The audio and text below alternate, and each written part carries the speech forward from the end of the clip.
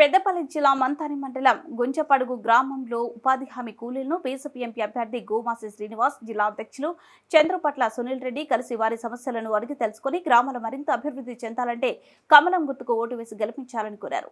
అనంతరం వారు మాట్లాడుతూ ఉపాధి హామీ, రోడ్లు, గ్రామ పంచాయతీ భవనాలు, మరుగుదొడ్లు, శ్మశాన వాటికలు, పల్లె ప్రకృతి వనాలు అన్ని కేంద్ర ప్రభుత్వ నిధులే అని గ్రామాలు మరింతగా అభివృద్ధి చెందాలంటే మోడీ ప్రభుత్వం మళ్లీ రావాలి. రాష్ట్ర ప్రభుత్వం జూట హామీలతో అధికారంలోకి వచ్చింది. 100 రోజులు దాటినా ఇచ్చిన హామీలు పూర్తి స్థాయిలో అమలు చేయలేదు. దేశం కోసం, ధర్మం కోసం బీజేపీకి ఓటు వేయండి. బీజేపీ పార్టీతోనే దేశం అభివృద్ధి చెందుతుందన్నారు. ఎంపీ అభ్యర్థి గోమాసి శ్రీనివాస్ మాట్లాడుతూ బడుగు బలహీన వర్గాల బ్రతుకులు మారాలంటే, సముచిత స్థానం దక్కాలంటే బీజేపీ ప్రభుత్వం మళ్లీ రావాలి. పేద కుటుంబం నుండి వచ్చిన నన్ను గెలిపించండి.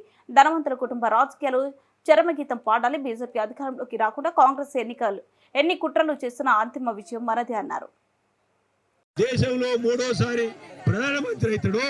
మన కులపోళ్ళందరూ, మన పేదోళ్ళు, ఈ కార్మికులందరూ రేపు భవిష్యత్తులో వాళ్ళు చైతన్యవంతమైన సమాజంగా మారి వాళ్ళు రేపు భవిష్యత్తులో కష్టాల నుండి తప్పుకొని మనిషికి 2 ఎకరాల భూములు రాగలుగుతాయి.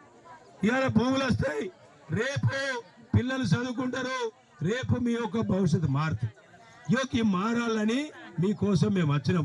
కాబట్టి మీ అందరికి ఒకే ఒక మాట, నేను మీ దగ్గర రావడానికి లేట్ అయింది. నేను ఎక్కడో కాదు, నేను ఈ మంత్రి బిడ్డనే, మంత్రినే పుట్టినా, మంత్రినే చదువుకున్నా.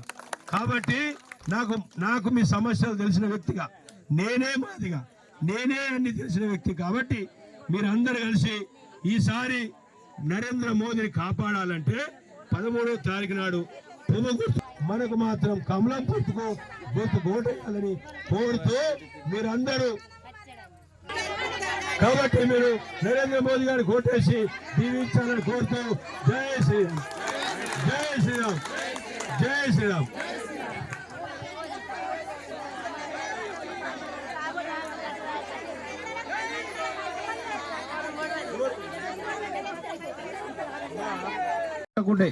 ఇవాళ మన ప్రపంచంలోనే భారతదేశం ఏ ర్యాంక్ వచ్చింది?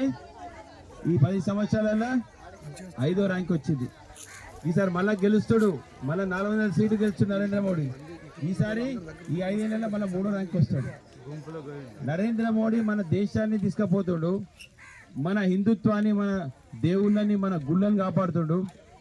మన దేశాన్ని ఇప్పుడు కాశ్మీర్ లాంటి మన ప్రదేశాన్ని కూడా ఇవాళ శాంతియుతంగా చేసిండు. మన భారతదేశంలో ఒక్క అటాక్ అని అయిందా?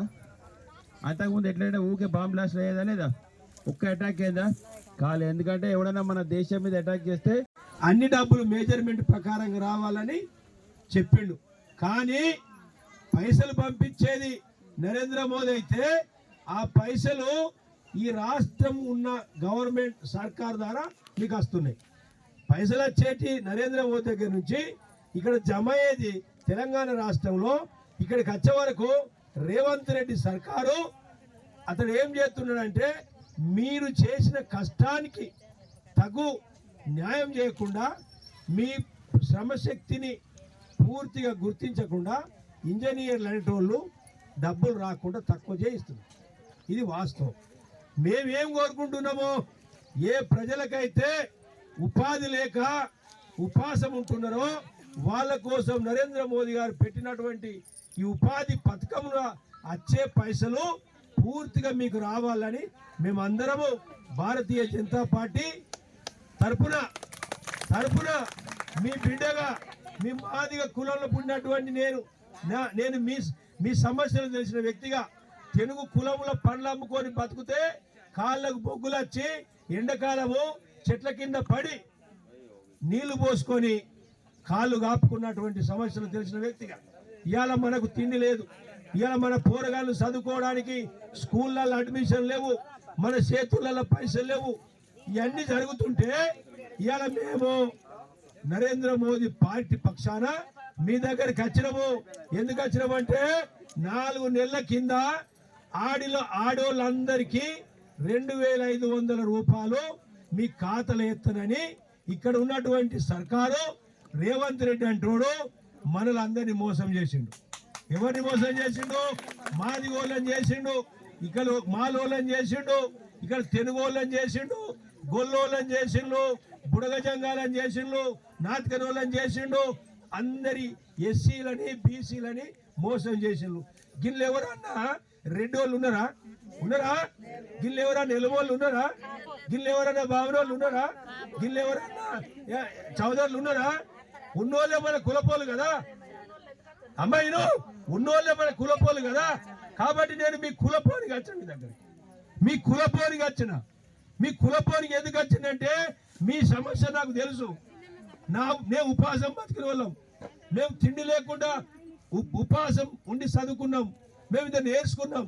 మన మీద మోసం జరుగుతుంది.